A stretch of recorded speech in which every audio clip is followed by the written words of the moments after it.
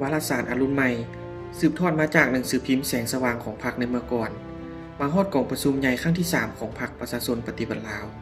ในปี 1982 ได้ตกลงสร้างตั้งวารสารทฤษฎีและการเมืองของพรรคโดยคณะเลขาธิการศูนย์กลางพรรคได้ออกมติตกลงฉบับเลขที่ 12 ทับคลสพลงวันที่ 8 กุมภาพันธ์ 1985 ว่าด้วยการสร้างตั้งวารสารของพรรคโดยได้ใส่ชื่อว่าวารสารอรุณใหม่วารสารฉบับทำอิฐได้พิมพ์ออกในวันที่ 22 มีนาคม 1985 เนื่องในโอกาสเฉลิมฉลองวันสร้างตั้งพรรคประชาชนปฏิวัติลาวครบรอบ 30 ปี ดังนั้นในวันที่ 22 มีนาคม 1985 ได้เป็นวันกำเนิดและเป็นมื้อพิมพ์จำหน่ายฉบับทำอิฐของวารสารอรุณใหม่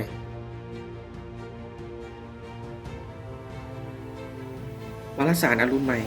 แม้นวารสารทฤษฎีและพฤติกรรมของพรรคประชาชนปฏิวัติลาวมีพลบทบาทค้นคว้าเผยแพร่ศึกษาอบรมทฤษฎีมาร์กเลนินแนวคิดประธานไกรสอนพรหมวิหารแนวทางแผนนโยบายของพรรค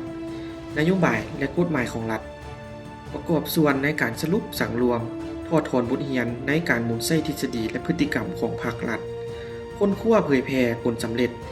บทเรียนของประเทศเพื่อนมิตรอยู่ในภาคพื้นและสากลเผยแพร่แลกเปลี่ยนการค้นคว้าวิทยาศาสตร์สาระความรู้ข่าวสารประกอบส่วนบูรณะระบอบประชาธิปไตยประชาชนของพวกเขาตลอดระยะ 40 ปีผ่านมาพวกเขาได้พิมพ์จำหน่ายวารสารทั้งหมด 299 ฉบับฮอดฉบับเดือน 2 ปี 2025 มีบทเขียนประเภทต่างๆในขงเขตการเมืองแนวคิดทฤษฎีภาคพนักงานรัฐและกฎหมายเศรษฐกิจวัฒนธรรมสังคมป้องกันชาติป้องกันความสงบแนวเราสร้างชาติโครงการจัดตั้งมหาชนเวียกงานต่างประเทศและสาระน่ารู้ต่างๆรวมทั้งหมด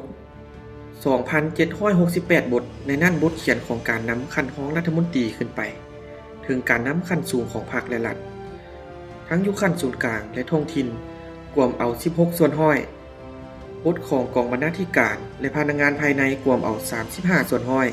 เหลือนั่นเป็นบทเขียนของเพื่อนร่วมงานประจำและบ่ประจำผู้ทรงคุณวุฒินักค้นคว้าครูอาจารย์เพื่อนผู้อ่านทั้งอยู่ศูนย์กลางและท้องถิ่นอยู่ภายในและต่างประเทศโดยได้รับการมอบหมายจากขั้นถึงวารสารอรุณใหม่ได้จัดพิมพ์เอกสารกองประชุมใหญ่ของพรรค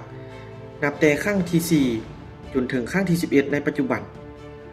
นอกจากนั้นได้จัดพนักงานของตนลงท้องถิ่น5 ฐานเพื่อเก็บกำข้อมูลปัญหาที่พ้นเด่นในการจัดตั้งปฏิบัติแนวทางของพรรคนโยบายของรัฐอยู่ท้องถิ่นซึ่งต้นต่อแม่นเวียกงานก่อสร้างฐานและพัฒนาชนบทรอบด้านเวียกพรรคพนักงานอยู่ฐานเวียกงานแก้ไขความทุกข์ยากของประชาชนการปฏิบัตินโยบายสามสร้างและอื่นๆเพื่อเขียนบทโฆษณาเผยแพร่สู่สังคมปัจจุบันวารสารอรุณใหม่ได้มีการพัวพันสนิทแนบกับวารสารโกงซ่านของศูนย์กลางพรรคคอมมิวนิสต์เวียดนามและวารสารเซียวซื่อของศูนย์กลางพรรคคอมมิวนิสต์จีนด้วยรูปการแลกเปลี่ยนเอกสารข้อมูลการช่วยเหลือด้านวิชาเฉพาะการแลกเปลี่ยนบทเรียนการเคลื่อนไหวเวียกงานวารสาร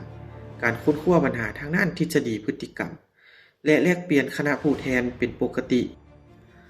ซึ่งได้ประกอบส่วนเข้าในการฮัดแน่นความสามัคคีมิตรภาพการร่วมมือรอบด้าน2ฝ่ายให้นับมือลึกซึ้งและมีมรรคผลตัวจริงเนื่องในโอกาสเฉลิมฉลองวารสารอรุณใหม่ครบรอบ 40 ปี พวกเขาได้ลงเก็บกำข้อมูลและสัมภาษณ์บรรดาอดีตการนำอดีตคณะบรรณาธิการก็คืออดีตพนักงานบรรณาธิการวารสารอรุณใหม่ดังนี้ 1. ท่านมูลแก้วอรบุญอดีตกรรมการศูนย์กลางพรรคอดีตรองหัวหน้าคณะโฆษณาอบรมศูนย์กลางพรรคและอดีตบรรณาธิการใหญ่วารสารอรุณใหม่ระยะแต่ปี 1988 1991 2. ท่านคำไพสุภาวงศ์ไตอดีตรองบรรณาธิการวารสารอรุณใหม่ระยะแต่ปี 1984 1999 3. ท่านศิสุขพิลาวงศ์อดีตรองหัวหน้าคณะโฆษณาอบรมศูนย์กลางพรรคอดีตบรรณาธิการใหญ่วารสารอรุณใหม่ระยะแต่ปี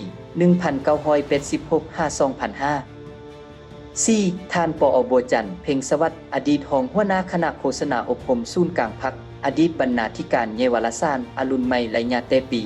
2006 2017 5. ท่านคำเคนจันทวงศ์อดีตหัวหน้ากรมอบรมอดีตรองบรรณาธิการวารสารอรุณใหม่และญาเตปี 1993-2013 6. ท่านคำสวัยศรีดาวงศ์อดีตผู้อำนวยควบคุมเวียกงานอย่างรอบด้านช่วยคณะบรรณาธิการวารสารอรุณใหม่และญาเตปี 1995-2023 7. ท่านวันตุลารักนุชอดีตหัวหน้าแผนกบรรณาธิการต่างประเทศวารสารอรุณใหม่ปัจจุบันเป็นคณะพรรคหัวหน้ากลุ่มข้อมูลข่าวสารและฝึกอบรมคณะโฆษณาอบรมศูนย์กลางพรรคและญาเตปี 1996-2011 8. ท่านนางอรจันทร์อินทวงศ์ตำแหน่งอดีตหัวหน้าแผนกบริหารวารสารอรุณใหม่และญาเตปี 1988-2014 9. ท่านนางโสภาสริทธิราชอดีตพนักงานบรรณาธิการแผนกวัฒนธรรมสังคมวารสารอรุณใหม่และญาเตปี 1987-1994 10. ท่านเวียงวันคำภาวันอดีตว่าการหัวหน้าแผนกวัฒนธรรมสังคมปัจจุบันของหัวหน้าห้องการองค์การตรวจสอบแห่งรัฐและญาเตปี